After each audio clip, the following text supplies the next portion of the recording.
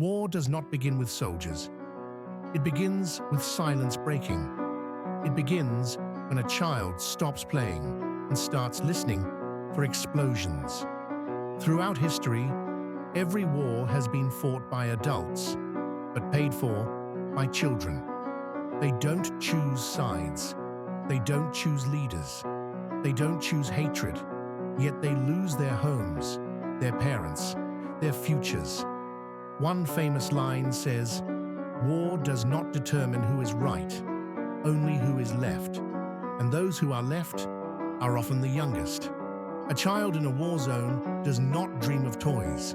They dream of survival, of making it through another night. Another quote says, "In war, the first casualty is truth.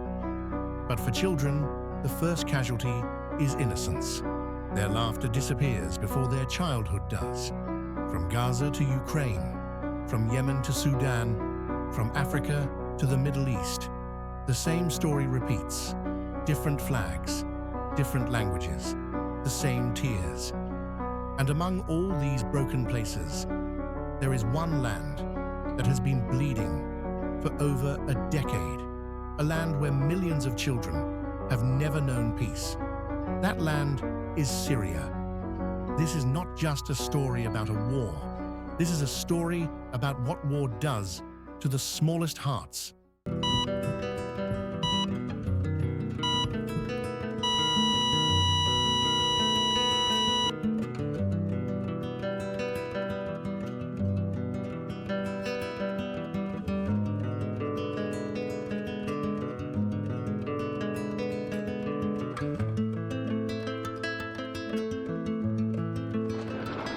جديد يا شباب، قصف خطونا بسرعة بسرعة بسرعة بسرعة بسرعة بسرعة. إذا استهدافهم نهاية الأركان بشكل كامل. قصف ثاني. دمروه. منتصر Syria is a land that has forgotten what silence sounds like.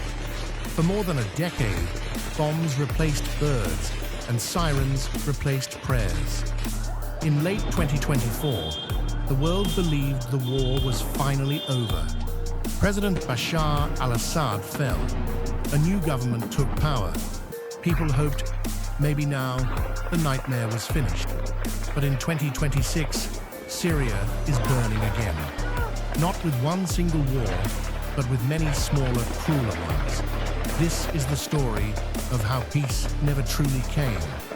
The Syrian war began in 2011. What started as peaceful protests turned into a brutal civil war. The government fought rebels. ISIS rose from chaos. Foreign powers entered. By 2024, more than 500,000 people were dead. Half of the country had fled their homes.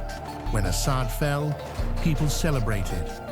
But Syria had no time to heal, because the country was already broken into pieces. And the north, Kurdish forces controlled their own regions. They had fought ISIS. They had protected their people. The new Syrian government demanded they give up their autonomy. The Kurds refused. In January 2026, tanks rolled into Aleppo. Government forces bombed Kurdish neighborhoods. Families ran through smoke and fire.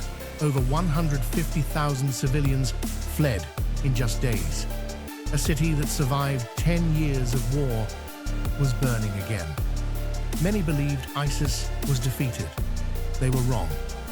In late 2025, ISIS attacked American forces.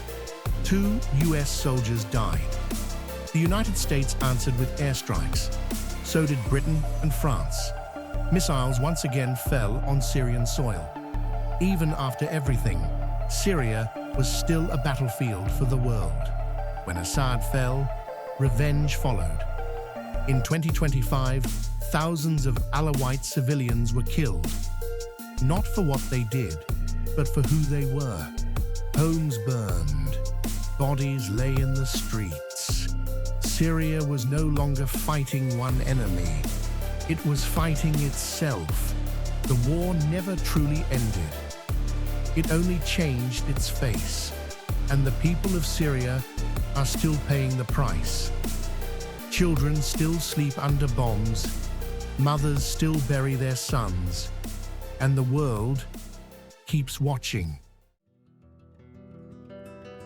When the cameras turn away, the war does not end. When the headlines change, the suffering does not disappear.